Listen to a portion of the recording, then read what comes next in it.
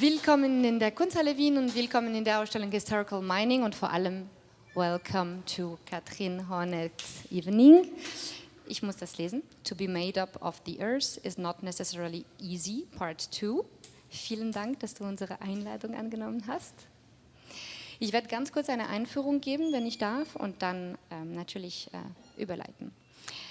Katrin Horneks Arbeiten, die häufig kollaborativ angelegt sind und auf einer längerfristigen Zeitlichkeit basieren, verbinden Spekulation, Storytelling und wissenschaftliche Recherche, um die materiellen wie kulturellen Verflechtungen zwischen den Tier-, Mineral- und Pflanzenreich und zwischen tradierten Binaritäten wie Natur und Kultur, Individuum und Kollektiv, Innen und Außen, Wissenschaft und Kunst, Geist und Körper, Materialität und Spiritualität künstlerisch kritisch zu untersuchen. Sie verortet die menschliche Erfahrung und das menschliche Leben immer wieder neu innerhalb eines nicht anthropozentrischen Verständnisses von Zeit, Raum und Materie. Auch zeigt sie, wie in jene materielle Welten, die uns ausmachen und von denen wir umgeben sind, gerade im Anthropozän Aufmerksamkeit erlangen und zu Agenten werden, wenngleich über ihre ideologisch ausgerichtete Wahrnehmung als bloße Ressourcen oder Metaphern. In Hysterical Mining zeigt sie Casting Haze, das sehen Sie hier, beziehungsweise Sie sehen hier eine Momentaufnahme von diesem Langzeitprojekt, das in 2018 initiiert worden ist und in 2030 zu Ende gehen wird. Es geht hier um CO2-Mineralisierungstechniken, ihre geografischen, wirtschaftspolitischen Aspekte, aber auch industriellen Verflechtungen und philosophischen Grundlagen. Hier können wir eben eine Momentaufnahme von diesem langen Prozess beiwohnen oder erleben durch ein Video, eine kollektiv gestaltete Lebenlandschaft und ein gedruckter Vorhang. Und ich höre schon auf. Viel Spaß und vielen Dank.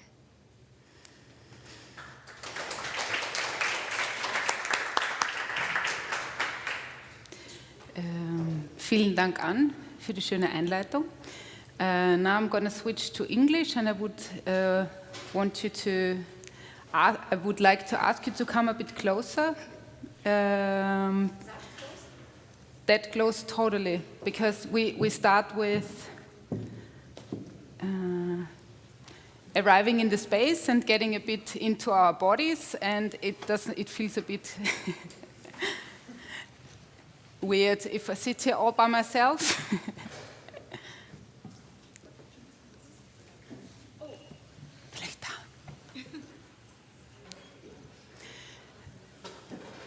Ah ja, kein Signal. So, to be made up of the earth is not necessarily easy, part 2. So, in order, as I said, to arrive in the space, I would want you to find a space on the gray podiums you're sitting on and start rubbing them.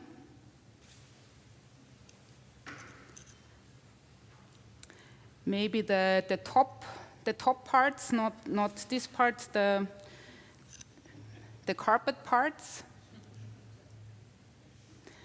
And maybe also start rubbing them a bit faster so it gets kind of warm. And maybe also it gets warm not only under your hand, but maybe also in your hand, like let the warmth go into your body, and maybe do it that fast, but don't burn yourself, because it gets really, really hot if you do it really hot. And the thing you're rubbing and that goes into your body, it consists of polypropylene, and polypropylene falls in the category of plastics. And it's produced via a chain growth procedure where atoms get rhythmicized, ordered, connected, and are sorted in endless series. And maybe you give it a last try to rub the ground you're sitting on, and while you are rubbing, I invite you to close your eyes, because I would like to share a dream of mine. A dream that I had in the night of an opening in the Los Angeles Public Library. The dream was not in the Los Angeles Public Library, but about the Los Angeles Public Library, where I showed a project called Title Word on Plastic, a project for which I was collecting all books from the Los Angeles Public Library with the word plastics in the title. I sorted the books chronologically in the hope to learn more about the meandering history and materiality of plastics. 1944, Plastic Horizons. 1963, How to Preserve Animal and Other Specimens in Clear Plastic. 1972, Mutant 59, The Plastic Eaters. 1978, Sculpture in Plastics. 1991, Opportunity in Plastic Careers. 1999, Paying with Plastic. Did the Digital Revolution in Buying and Borrowing. 2000, Body Sculpture, Plastic Surgery for the Body. 2002, Green Plastics. 2011, Plastic Ocean. 2011, Printing in Plastic. So the dream in the night of the opening goes like this. In der Nacht der Eröffnung ist es dann passiert. Du, die neue Bewohnerin der Plastisphäre, hast mich zum ersten Mal direkt kontaktiert. Du sprichst zu mir von deinem neuen Planeten aus, von deinem mikrobischen Riff, entstanden aus herumschwimmenden Plastikteilen im Meer. Dein neues Ökosystem ist gebaut aus künstlich hergestellten Kunststoffumgebungen, aus schwimmenden Kunststoffinseln und herausgewaschenen Mikrofasern. Sie sammeln sich, versammeln sich und diese deine neue Plastisphäre vergisst ihre Identität nie. Egal wie klein sie zermahlen wird, sie behält immer ihre chemische Konsistenz. Du bewohnst deinen neuen Lebensraum, die Plastisphäre, gemeinsam mit unterschiedlichen Bakterien, Algen und anderen Lebewesen. Ihr seid eine mikrobielle Gemeinschaft aus vielfältigen Organismen wie Raubtieren und Symbionten. Im Speziellen scheinen sich Vibriolen bei euch sehr wohl zu fühlen in eurem neuen Habitat, deinem Biofilm. Am liebsten übertragen sie Cholera. Und da bist du nun, ein Bakterium von vielen, ein Organismus, der vielleicht auch nach seiner Aufgabe sucht. Ich weiß nicht genau, wie du mich gefunden hast, du aus deiner Kolonie, deiner Ansammlung, deiner neuen Sphäre, vielleicht aus all den Plastikgegenständen, die mich umgeben, aus all den Behältern und Verpackungen, aus den Fäden meiner Kleidung, aus den Peeling-Anteilchen meiner Kosmetika oder auch wegen und durch dieser gesammelten Buchtitel, dieser Ansammlung von etwas, das sich fast unbemerkt wie ein Netz über das 20. Jahrhundert ausbreitet. In dieser Nacht auf jeden Fall habe ich deine Stimme in mir gespürt, in mir, seidig, porös, glänzend. Du sagst zu mir, du hast meine Lebensgrundlage geschaffen, Plastik, unverrottbares Plastik. Du hast das Plastik erschaffen und umgibst dich damit. Du findest es sexy. Aber eigentlich willst du damit dein sensibles, ausgesetztes Leben schützen, die Umwelteinflüsse eindämmen und dein Leben abdichten. Abdichten vor dem Schmutz, den Veränderungen. Du willst dich von anderen Organismen abtrennen. Du willst dich unverletzbar machen. Du willst dir eine Welt bauen, die ewig, exponentiell, sauber, stapelbar, rhythmisiert und pünktlich ist. Du willst deine Umgebung konservieren und dich aus dem Kreislauf von Leben und Tod entziehen. Rhythmisiert, pünktlich, ewig, sauber. Doch du hast dich geirrt und das weißt du. Du kannst dich nicht abgrenzen. Du kannst nichts mehr plastikfrei machen. Du kannst mich nicht wegschließen, nicht zurückhalten, nicht kontrollieren, indem du es in ärmere Länder schickst. Ich, die neue Bewohnerin der Plastisphäre, bin schon längst tief in dich eingedrungen. Wir sind gemeinsam in dich eingedrungen. Ich und meine Plastikplaneten, auf denen wir wohnen und uns weiterentwickeln. Wir durchdringen dich durch das, was du anfasst, berührst, riechst und trinkst. Schwimmend und fliegend besiedeln wir alles. Müllhalden, Gletscher und auch dein Grundwasser.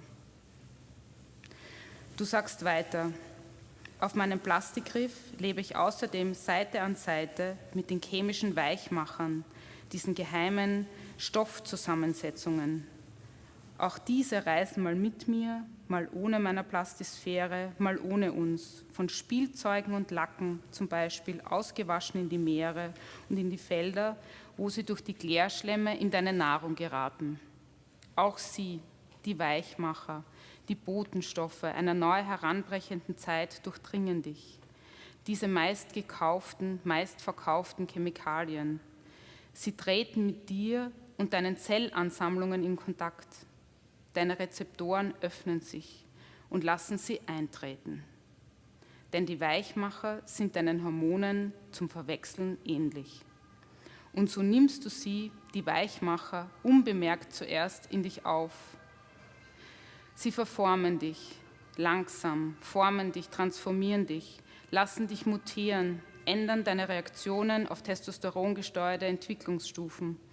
Du nennst das zum Beispiel Fehlgeburt, Feminisierung männlicher Föten, Fettleibigkeit, Diabetes, verminderte Gehirnentwicklung, Krebs und neurologische Störungen wie früh einsetzende Senilität. Aber auch wir ändern uns, transformieren, werden neu geboren. Wie meine Freundin, das Bakterium Ideonella sacchaensis 201 F6. Sie lebt in Biofilmen im Meer und zerlegt und verdaut mit 2 spontan mutierten Enzymen den Kunststoff PET. Seit den 1970er Jahren. Sie arbeitet sehr langsam. Sie hat Zeit. Endlos Zeit. Und du? So, this was an excerpt of a lecture performance I did together and I developed together with the writer, dancer and choreographer Sabina Holzer. You see her on the left side. And it was part of the second forum Anthropocene, a conference held in Malnitz in Carinthia. And the title of the conference was Can Nature Save Humanity? So here we have already 3 keywords which are very troubled: the Anthropocene, nature, and humanity. So maybe to round it up a bit for people who are lucky enough who haven't heard about the Anthropocene before. So the Anthropocene is a proposal by geologists and now a lot of other people who say that we have to enter a new epoch, or that we already entered a new epoch called the human times, where humans have become a geologic force. So where humans have impacted the Earth system on such a big scale that you can't say that the natural environment is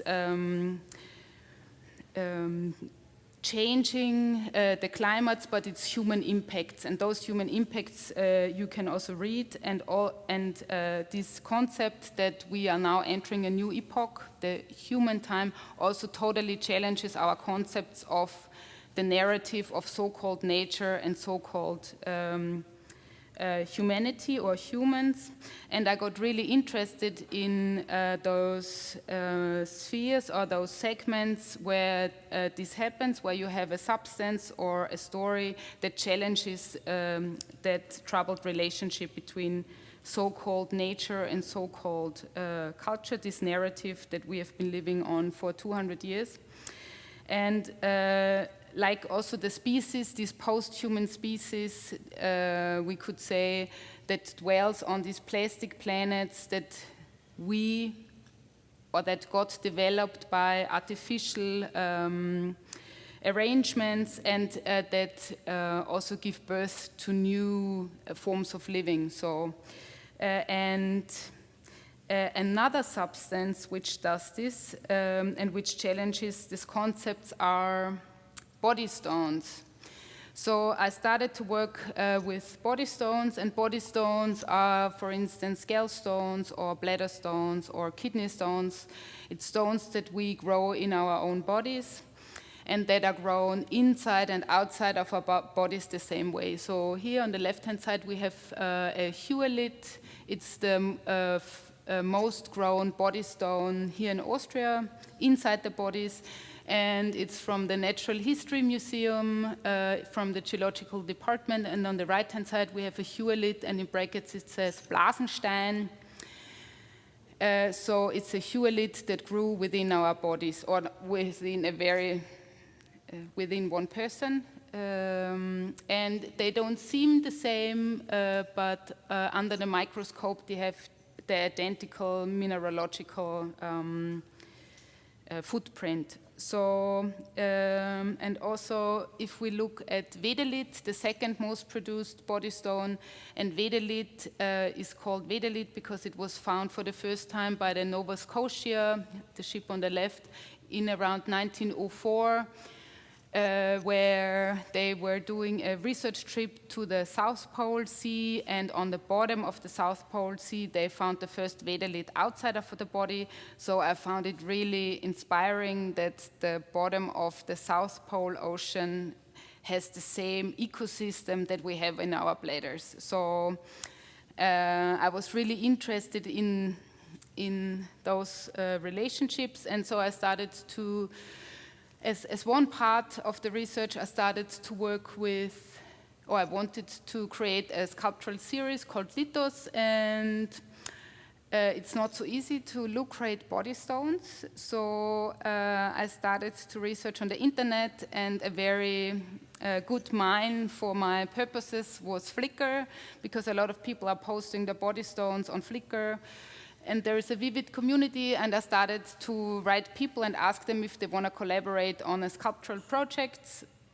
So this was my first collaborator. Katrin, enclosed as promised, my 2 gallstones.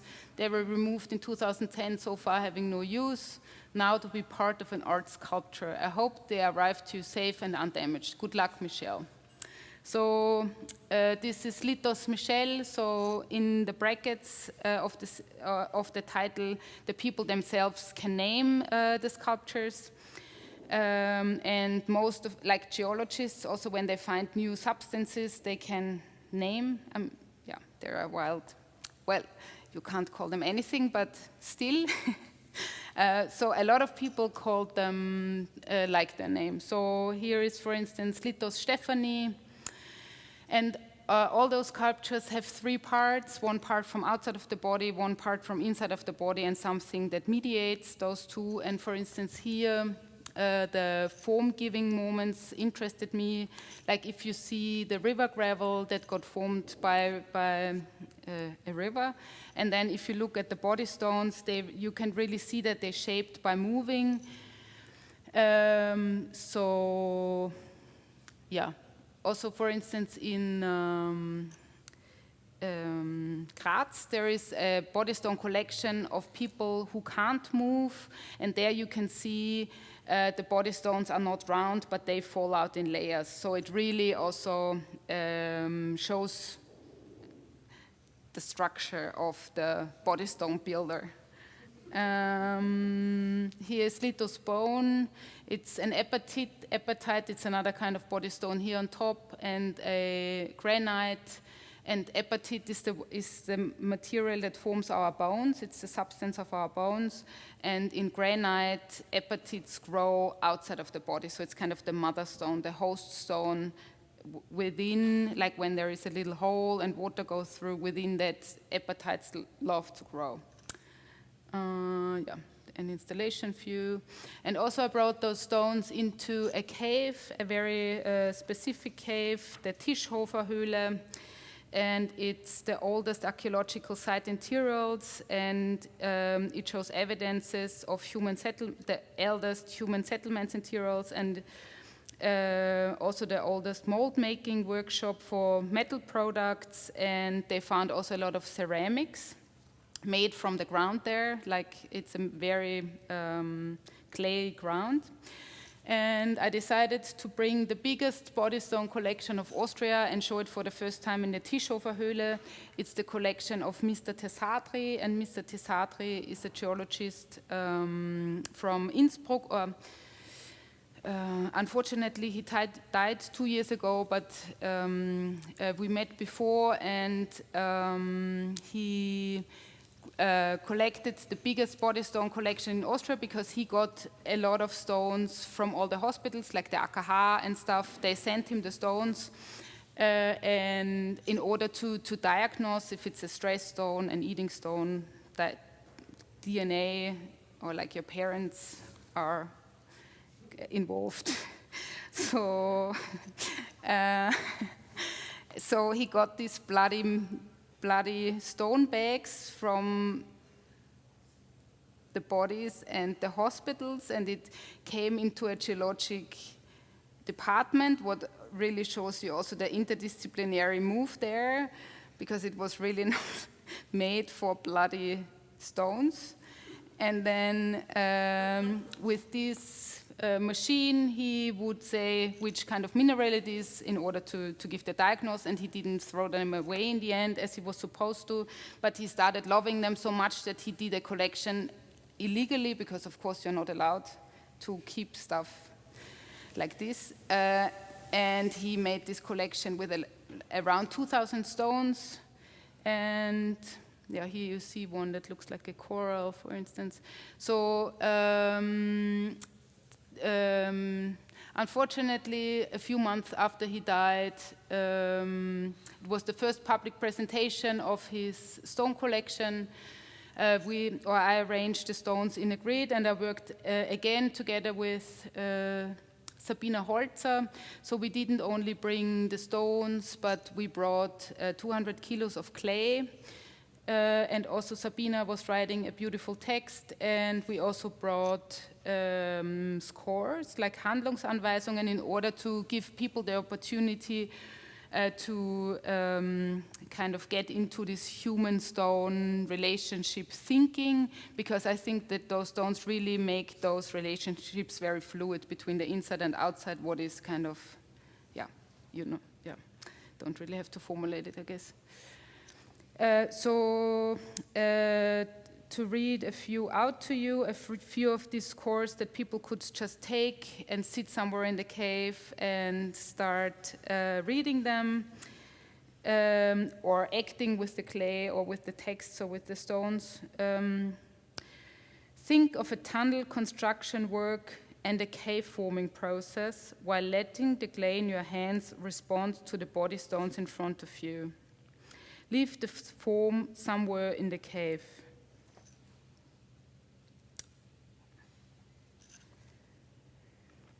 Read parts of the text from the booklet to someone else or something in the cave. A layering, a line, a notch, an animal. Lean back to the cave walls. Think of the mineral components of your own body, like bones and teeth. Let yourself remineralize.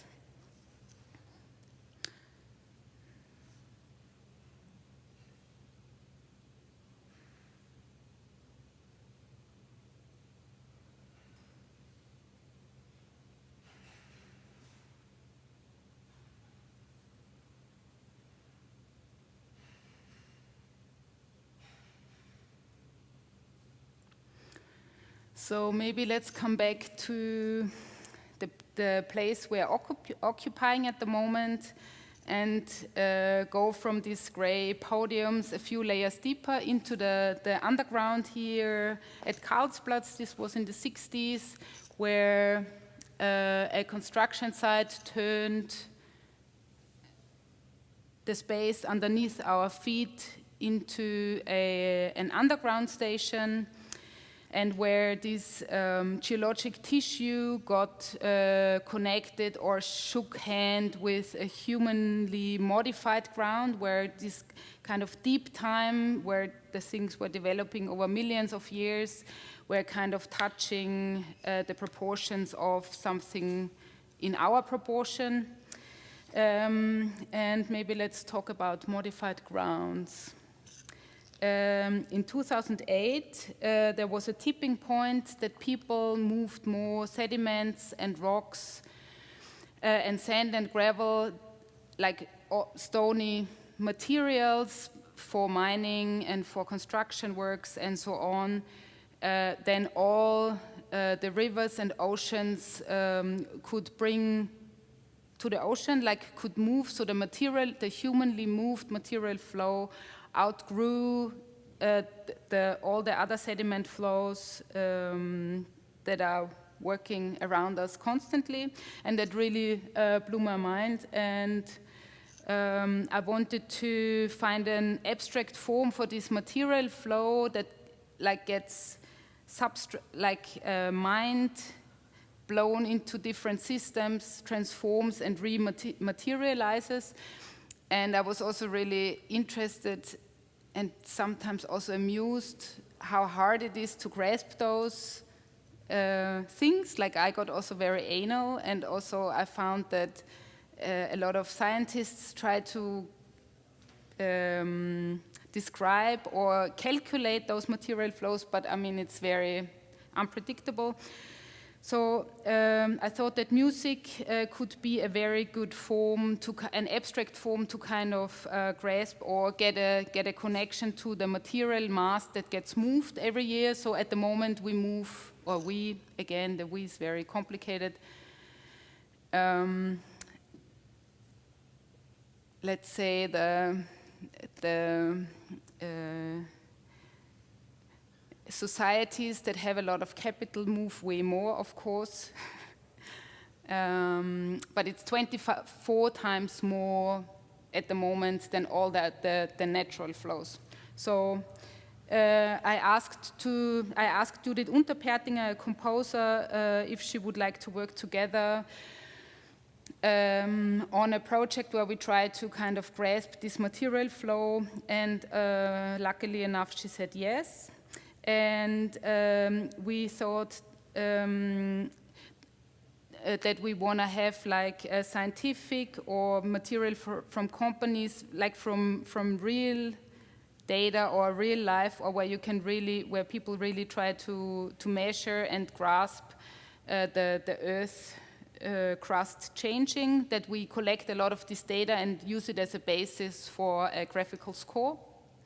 So it's just a few examples. For instance, we got the cross-sections of all cement-producing quarries here in Austria. It's like cross-sections from east to west. So we got the eldest or the oldest maps and the youngest maps in order to kind of see what material gets blown into the system.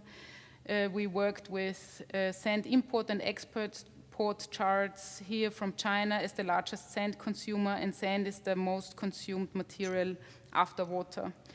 Then we managed to get the formwork plan, which is the kind of the molding plan where the concrete gets poured in, of the Burj Khalifa, and the Burj Khalifa is the highest building at the moment in the world. So this is also part of the graphical score, and also at the artificial surface from Globeland 30. It's a company who tries to render different states, or like here in this case it's the artificial land, so it's the land that that is structured and built, and they render it from satellite images.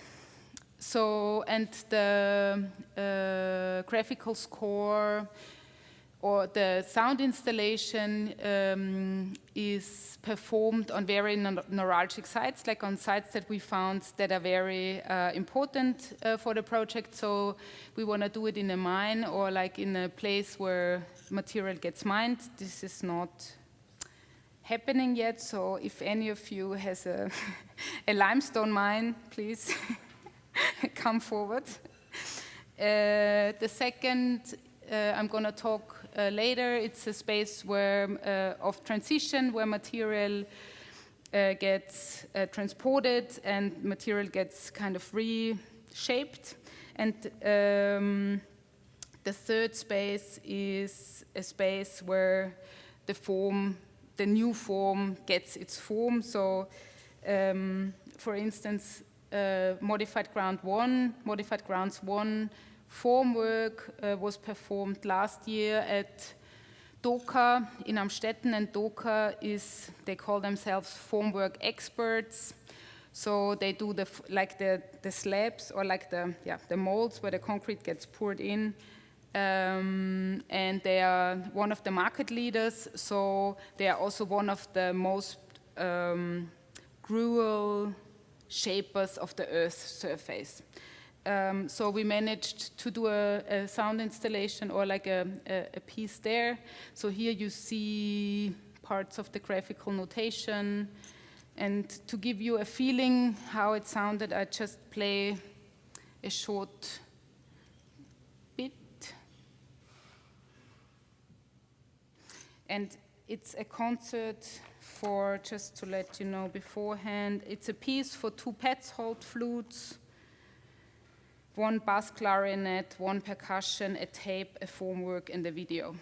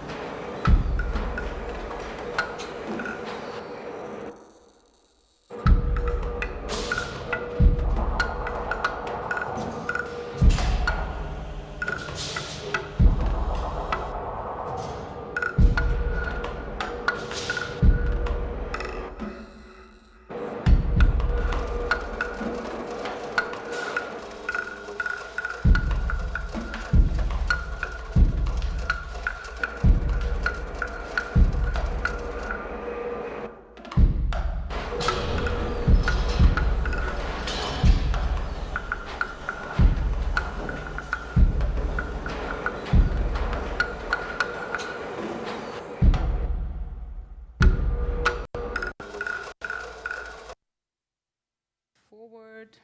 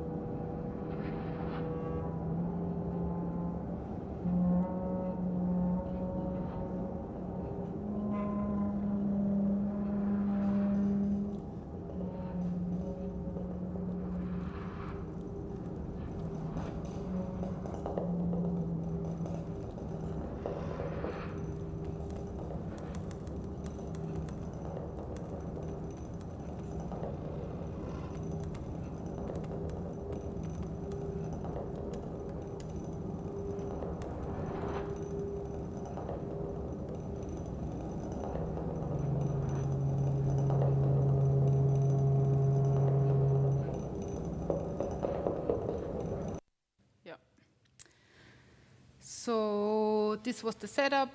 There were 2 musicians. There was the bass clarinet, and here was the drum set. That's a Petzold flute. For those who don't know, I also didn't.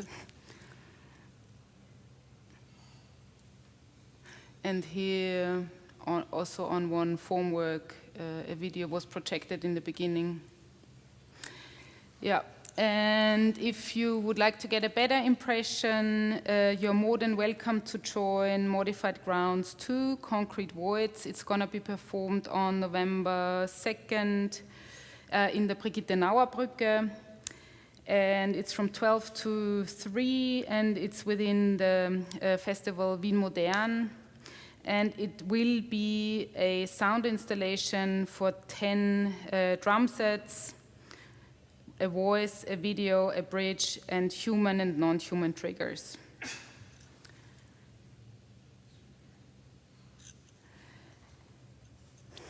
Now maybe let's come to an end and close the loop by coming back to our bodies. Especially to our lungs, actually. Our lungs, which give out 14 kilos of CO2 into the atmosphere in dormant state per month. So we give out 14 kilos of CO2 into the system. And this CO2 connects our lungs with all the combustion engines, chimneys, all the biomass, trees and shellfishes, limestones, maybe also marble, and thereby concrete buildings, because for instance, shells, they take out CO2 from the ocean, and the ocean is the biggest carbon sink we have, and they take it out, they mineralize it in a very complicated process, and then it eventually sinks down to the ocean floor, over millions of years turns into limestone. If it has more heat and pressure, it could turn into marble. But if it's limestone, it could be mined, this limestone could be mined and crushed and burned, and then turns into concrete, and this concrete could be part of a concrete wall. So this is kind of the circle. And when I heard that there is a lot of industries and also university-based research going on, trying to reshape the CO2 cycle and re-loop all those processes that are going on and take a lot of shortcuts, I got really even blown away. And I thought I would like to fix or air capture 14 kilos of CO2 and mineralize it into a sculpture.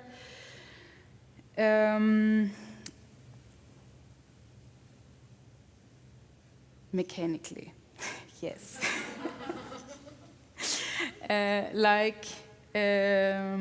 Also, our good friends, the numeralites, were doing this for millions of years. Also, they went extinct. It's a one-cell creature, and they were kind of the fixation pros. The CO2, they fixed a lot of CO2. For instance, the pyramids of Cairo are built with numeralite limestone, and the numeralites are also printed as backdrop on the curtain as thin sections, and on top you see here a lot of logos are research projects that mechanically deal with CO2 fixation, and I want to show you a short little image video of one of those companies.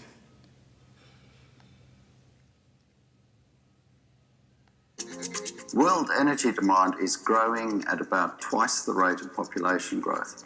And the problem we have is that we've relied so heavily on burning fossil fuels for our energy that we now have this buildup of carbon dioxide in the atmosphere, which of course is believed to be causing rapid climate change.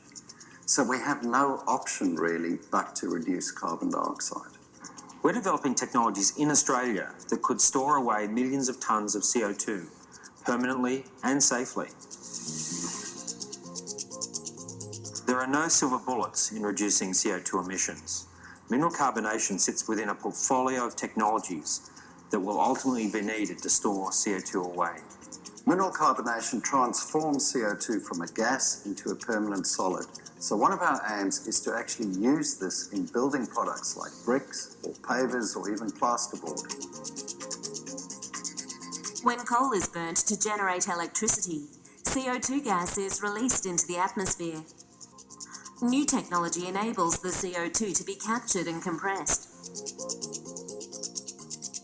The process of mineral carbonation will transform the CO2 into a stable solid. Serpentine magnesium silicate rock is heated to release water and react with compressed CO2 to form magnesium carbonate and silica sand. This is used to refill the serpentine mine and to make other valuable products. By using a natural chemical reaction, this process closes the loop on carbon permanently returning it to the Earth. One of the really appealing things about mineral carbonation is that it's actually a natural process. So these rocks would be converted into carbonates under the influence of rainfall over millions of years. What we're trying to do is speed this process up. Very easy. So, if you look at the funding bodies of those companies, I mean, it really depends, but for instance here, next to the Newcastle University, GreenMag doesn't show you who it is, and the Australian government, Orica is financing it, and if we ask Wikipedia, Orica Limited is an Australian-based multinational corporation that is one of the world's largest providers of commercial explosives and blasting systems to the mining, quarrying, oil and gas and construction markets. So a lot of those companies that are also involved in the CO2 relooping business are also connected to oil companies, because it's very handy. You can say, okay, we were green, we take the oil out of the ground, but we also pay to fix it again. But also what is very handy, if you air capture or take CO2 out of other systems and have it very cleaned, you can put it into tired oil wells in order to get the last bits of CO2 out. Not CO2, but actually then also CO2, but oil. So, which makes the whole thing even more complicated. So in order to be part of this really complex narratives, because a lot of companies also tell you that they manage the problem, and also, I mean, there is something that has, or yeah, this is also very hard to say, but it's a very tricky field. So, and I've really wanted to be part from the beginning on, where this really big cycle that really goes through all our systems is reshaped, and try to grasp it and do a portrait of it, and also follow the CO2 as a material through the different systems. So I decided to make the sculpture as a trophy. It's called Atmosphere, the Decarbonization Trophy. A trophy which will consist of 14 kilos of processed carbon dioxide materials. And in order to do so, I visit research projects who are working in the field in order to try to really make it happen, to really produce that trophy / sculpture. So as a proof, I have a few photos.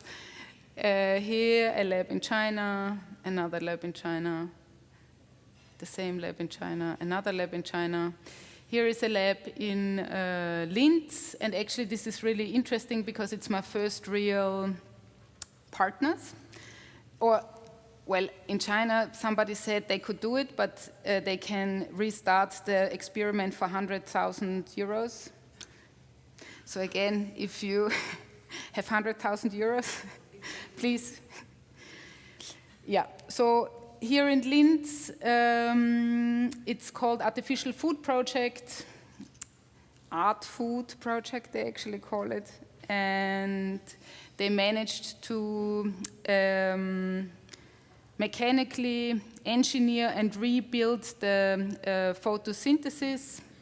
So like the thing our leaves do, and then store the CO2 away into the, into a lot of other materials, but one material is a kind of sugar. So in 2 years, I might be able to get my first 14 kilos of sugar, like CO2 mineralized into sugar. So very good news. So Atmosphere, the Decarbonization Trophy, once it's materialized, will be awarded in 2030. to planetary intelligences and beings who will have managed to transform CO2 in the most productive and sustainable way. Because whenever you reshape CO2, you always have to put a lot of energy in, no matter what. So in the most sustainable way, or who will have managed to make kin with shells, corals, or numeralids in the meantime. Thank you.